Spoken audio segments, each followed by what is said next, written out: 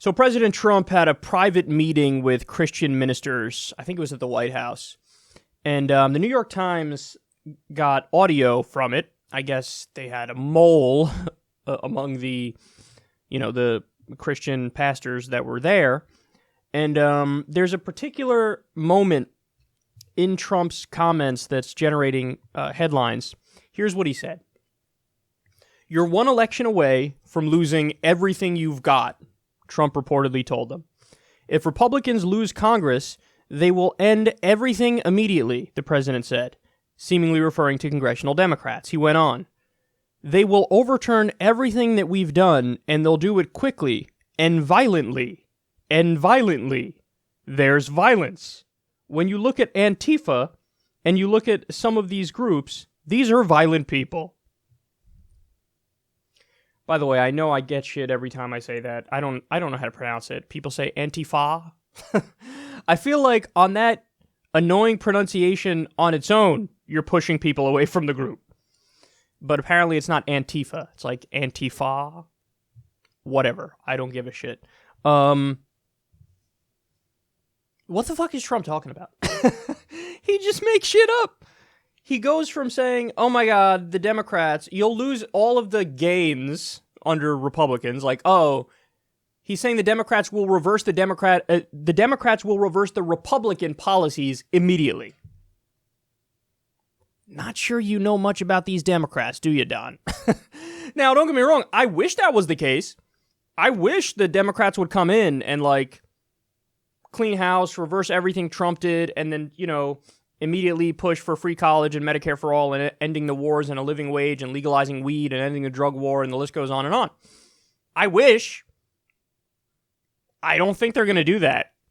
So it's like right away, dead wrong. Like from the first fucking point, dead wrong.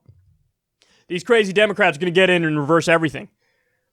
I mean, if somehow this election cycle, which is not even possible because we don't have the numbers yet, we got all the Democrats who win are Justice Democrats, our Revolution candidates, PCCC endorsed candidates.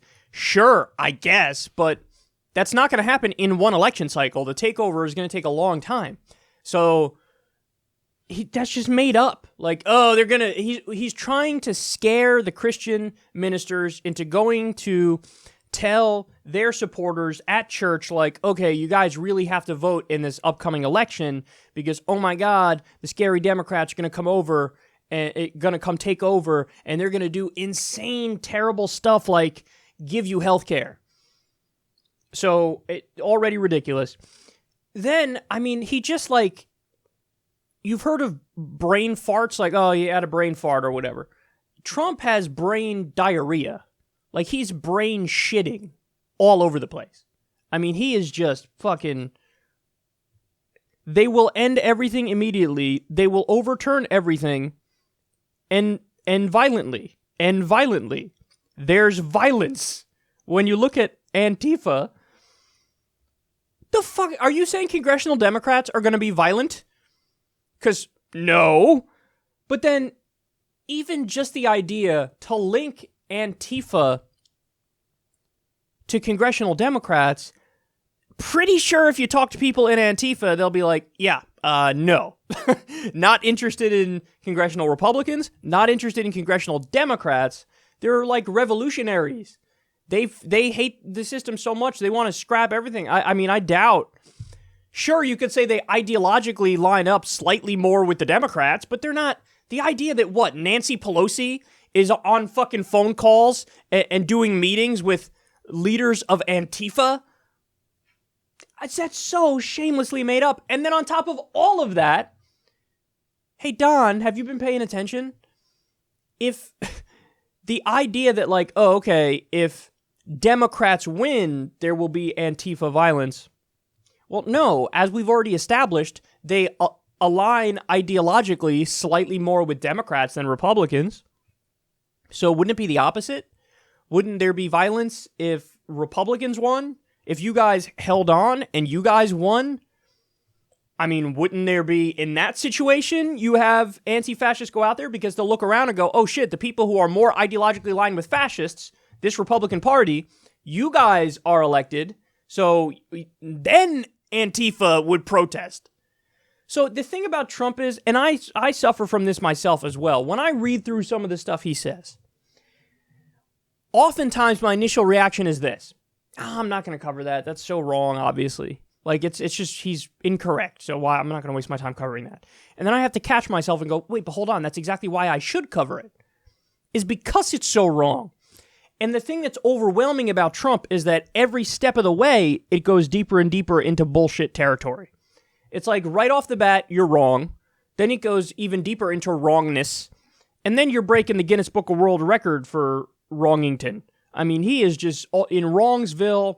He bought an apartment, he bought a condo in Wrongsville, and he ain't leaving. That's where he is. So it happens with me. I'm sure it happens with other people as well. You start reading through some Trump statements, and you're just like, oh, that's so obviously not true. But we're so used to that. Like, that's the default.